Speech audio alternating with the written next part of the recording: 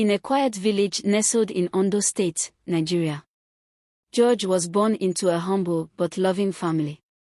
His parents, hardworking petty traders, struggled to make ends meet but instilled strong values of faith, honesty, and perseverance in their children. George was the second of 4 siblings, and though life was difficult, their close-knit family bond made the challenges more bearable. From an early age, George had a strong sense of responsibility. His mother often said he had an cold soul because of how thoughtful and considerate he was, always helping with chores around the house or in the fields. He was particularly close to his younger sister, Charity, who looked up to him as a role model. Their late-night talks, filled with dreams of a better life, painted a vivid picture of the future they hoped for. George wasn't the brightest student in school, but his determination and work ethic set him apart. His teachers admired his focus, and though his grades were average, everyone knew he was destined for more. He wasn't someone who gave up easily, even when circumstances seemed against him. His family was too poor, so right after secondary school, George took on a series of odd jobs in Ondo State, working tirelessly to support his family while taking care of his university education fees and bills. After his university graduate, George moved from Ondo State to Abuja with Loan Clothing, in search of better opportunities. His family needed money, and George was willing to do whatever it took to support them. After all efforts failed, he got a job as a cleaner at a local restaurant. The work was physically demanding, scrubbing floors, washing dishes, cleaning toilets, and taking out trash late into the night. But George never complained. To him, this was just a temporary phase in his life, a stepping stone to something greater. Every day, George would watch the customers, imagining himself in their shoes.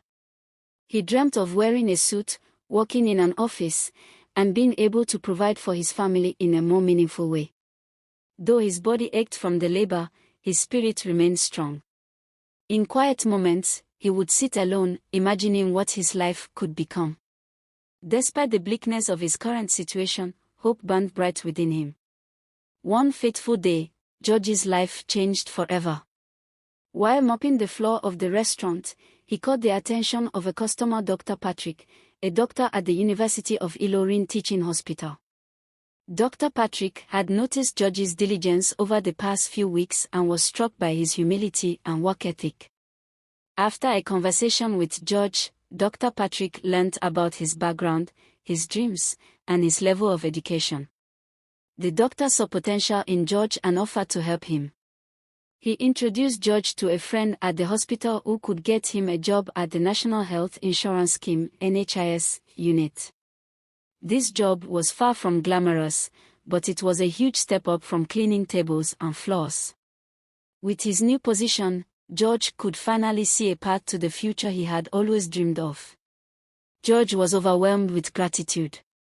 He often reflected on the kindness of Dr. Patrick, whose intervention marked a turning point in his life. As George settled into his new job at NHS unit of University of Ilorin Teaching Hospital, he began saving up money and considering ways to improve on himself. He wanted to earn a master's degree and continue climbing the professional ladder, but for now, he was content with the progress he had made.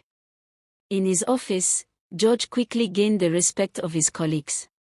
He was meticulous in his work, always punctual, and willing to learn. Although he was still adjusting to the administrative tasks and handling health insurance cases, his dedication did not go unnoticed. George became known as the go-to guy for resolving difficult cases. His compassion for patients, especially those who struggle to navigate the complexities of health insurance, made him stand out. Whether it was helping an elderly woman fill out forms or patiently explaining the process to a confused young mother, George treated everyone with kindness. The head of the unit, Mrs. Jessie, was particularly impressed with George's initiative. She had seen many employees come and go, but George's determination was different. It wasn't long before she entrusted him with more responsibilities, allowing him to take on a leadership role in organizing files and assisting with the unit operations. Though still at the beginning of his career, George was already making a name for himself as someone who cared deeply about both his work and the people he served. Around this time, George met Abigail, a nurse at hospital. She was kind, gentle, and dedicated to her work, much like George. Their paths crossed frequently in the hallways, and before long, they began talking more often during break period. George was immediately drawn to her warm smile and calm demeanor, while Abigail admired his quiet strength and dedication to helping others. Their friendship soon blossomed into something deeper. Late-night phone calls, walks around the hospital grounds after work, and weekend visits to each other's homes strengthened their bond. Abigail shared George's values and dreams, and she became his confidant, someone with whom he could share his thoughts, fears, and aspirations. As their love deepened, George knew he had found his partner in life. They talked often about their future together, marriage, children, and the home they wanted to build. Abigail became not only his lover but also his biggest supporter, encouraging him to pursue his goals no matter how difficult the journey seemed. 2 years into their relationship, George and Abigail decided it was time to take the next step. The wedding was set for March 13, 2021, in George's hometown of Akure. Both families were excited, and preparations were in full swing. Abigail's family adored George, and George's family was equally thrilled about Abigail. The couple's union was seen as a blessing, a perfect match of two kind and hardworking souls. As the wedding day approached, George worked tirelessly to ensure everything was in place. He wanted the ceremony to be perfect, not just for himself and Abigail, but for their families as well. Invitations were sent out, venues were booked, and traditional rites were prepared. George had even saved up a substantial amount of money to cover the wedding expenses, including the purchase of cows for the traditional ceremonies. In the months leading up to the wedding, George's neighbor Jude became a more prominent figure in his life. Jude, a man in his late 30s, lived in the same apartment complex as George and had always seemed friendly enough. Over time, they grew closer, often sharing meals or discussing everyday life. George had always been trusting, and Jude's charm made it easy for him to let his guard down. Jude often told stories of his hometown, Pateji, in Kwara State North, where he claimed life was simple, and everything was much cheaper. He would boast about how affordable cows were in his village. As the wedding day drew nearer, George started looking for ways to save money on the wedding expenses. That's when Jude's offer to help buy cows from Pateji came up. Jude insisted that he could get the cows for a fraction of the price in Ilorin. George saw this as a blessing in disguise. He had already set aside 350,000 naira for the cows, but if he could save some of that money, it would help cover other wedding expenses, and George, grateful for the help, trusted him without hesitation. Jude had previously convinced George that in Pateji 350,000 naira could buy 3 full-grown cows. The final week before the wedding was filled with joy, excitement, and anticipation. George couldn't wait to see his bride walk down the aisle, to celebrate with his family and friends, and to start his new life with Abigail. His colleagues at the hospital teased him about his upcoming wedding, while his family called regularly to make sure everything was on track. Jude's demeanor remained friendly, and his reassurances about the cows only strengthened George's trust. Jude had even suggested they travel together to Pateji to pick up the cows a few days before the wedding. George agreed. While George accepted Jude's offer, Abigail felt uneasy. She had always trusted George's judgment, but something about this plan made her anxious. Maybe it was the stress of the wedding, or maybe it was her intuition, but Abigail couldn't shake the feeling that something wasn't right. You don't need to take any unnecessary risks this close to the wedding, Abigail cautioned George. We've saved enough. We can afford the cows from the local markets.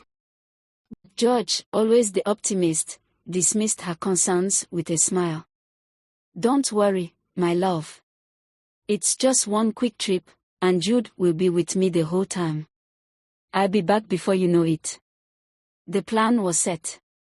George would travel with Jude to Pateji to collect the cows, return to Ilorin the same day, and then transport them to Ondo State the next day for the wedding. Everything seemed to be going according to plan. Despite her lingering doubts, Abigail reluctantly agreed. She knew how much George valued Jude's friendship and didn't want to add to his stress. Besides, George had always been careful, and she trusted him to make the right decisions. Before they left for Pateji, George promised Abigail that he would be back by evening, just in time to finalize the last of their wedding preparations. He kissed her goodbye that morning. On that morning of March 8, 2021, George and Jude set off for Pateji. The sun had barely risen as they hit the road, the air still cool and fresh. George was in high spirits, his excitement about the upcoming wedding overshadowing any reservations he might have had. Jude, on the other hand, was quiet, focused. He had his own reasons for taking this trip, reasons no one could never have imagined. As they drove through the town, George chatted about the wedding, about how he couldn't wait to see Abigail in her dress, and about the future they were going to build together. Jude listened, nodding occasionally, but his mind was elsewhere. His plan was already in motion, and he knew exactly what was going to happen once they reached Pateji. The journey took several hours, but the roads were mostly clear, and they made good time. By the time they arrived in Pateji, George was feeling relaxed, ready to get the cows and head back to Ilorin. Jude led George down a remote path, explaining that the cattle breeders lived on the outskirts of town, away from the bustling markets. George didn't question it. He trusted Jude, and he was eager to get the cows and return to Abigail. But as they ventured deeper into the bushes, George started to feel uneasy. The path was deserted, the trees thickening around them. The usual sounds of village life faded into silence, replaced by the distant rustle of leaves and the occasional call of a bird. George tried to shake off his unease, but it clung to him like a shadow.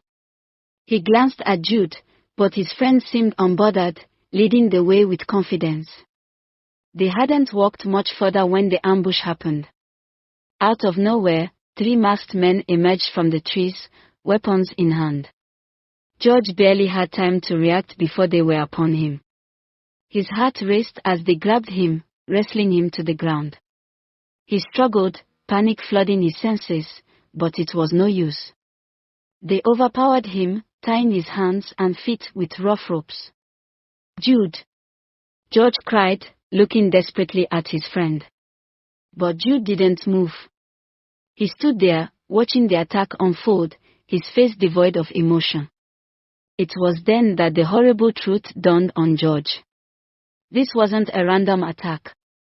This was a setup. Jude had betrayed him. As the men rifled through George's belongings, taking his phone, wallet, and the 350,000 naira meant for the cows, George's mind raced. Why was this happening? What had he done to deserve this? The gang was efficient, stripping George of everything valuable in a matter of minutes. But they weren't done yet. Jude had promised them more, and they intended to collect. They dragged George deeper into the bush, where they tied him to a tree, leaving him helpless and terrified. Jude, still silent, turned away from his once friend, his mind cold and calculating. He had set the trap perfectly, and now all that remained was to execute the final part of the plan. As George sat there, tied to the tree and trembling with fear, he couldn't help but think of Abigail. He had promised her he would be back that evening, but now, he didn't know if he would ever see her again.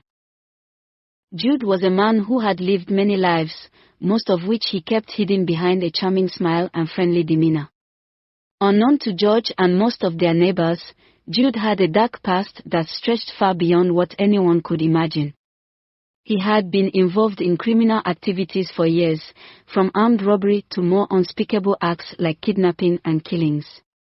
Twice, he had been arrested and served time in prison, but each time he was released, he went back to his old ways. Jude was no ordinary criminal, he was methodical, calculating, and patient. He knew how to blend into society, make friends, and appear trustworthy. His ability to deceive was his greatest weapon, and George, who was trusting and kind-hearted, became the perfect target. Jude's interest in George didn't happen overnight. He had been watching him for months, quietly observing his routines, learning about his life, and most importantly, recognizing his vulnerability. To Jude, George was an easy mark, young, naive, and completely unaware of the evil lurking next door. After the brutal ambush, George was left bound and vulnerable in the dense bush of Pategi. The gang members, having taken everything of value from him, began discussing their next moves. They were professionals in their own dark trade, accustomed to handling such situations with grim efficiency. George's mind was a whirlwind of fear and confusion. His breathing was ragged as he strained against the ropes that cut into his wrists and ankles. He tried to call out, hoping someone might hear him, but the isolation of the area and the muffling of his cries meant that no one was coming to his aid. The leader of the gang, a man with a deep scar running down his cheek, approached George and, with a menacing glare, said, "Keep quiet if you want to live a little longer. We're not here for your life yet, just your money." The gang members, speaking in low, urgent tones, discussed how best to handle the ransom. The gang, having collected George's phone and ATM cards which were with him, 1.2 million naira was withdrawn from his account. Then, they used his phone to contact Eric, George's elder brother, and demanded a ransom of 12 million naira. The conversations were tense and threatening, designed to instill maximum fear and urgency. Eric immediately informed his family, and this erupted chaos. The family's anguish was palpable. Their world was shattered, and the prospect of losing George was unbearable. George's fiancée, Abigail, was devastated when she learned of the abduction. She had been eagerly preparing for their wedding, and now she faced the horrifying reality that her future with George was in jeopardy. Her cries echoed through the house as she clutched a photo of George, unable to comprehend the gravity of the situation. "I can't believe this is happening," Abigail sobbed, her eyes red and swollen from crying. "What if they don't let him go? He was so looking forward to our wedding." Eric's mother, Mrs. Jim, was equally distraught. As a mother, her heart ached with an intensity that words could not describe. The thought of her son being in danger was overwhelming. She spent her days praying fervently, her faith being both a source of hope and a reminder of her helplessness. "I'm so afraid for him," Mrs. Jim said, her voice breaking. "He's always been a good son. Why would anyone want to hurt him?" The siblings, including Eric and Charity, were caught in a whirlwind of emotions. They felt anger, fear, and guilt, struggling to come to terms with the situation. Each member of the family dealt with the crisis in their own way, but the common thread was a deep sense of powerlessness. Eric, alongside other family members, immediately contacted the office where George works and started working on raising the ransom. They reached out to friends, relatives, and anyone who might be able to help. The news spread quickly, and soon the community came together, each person contributing what they could. Despite the efforts, the amount they managed to raise was far short of the 12 million naira demanded.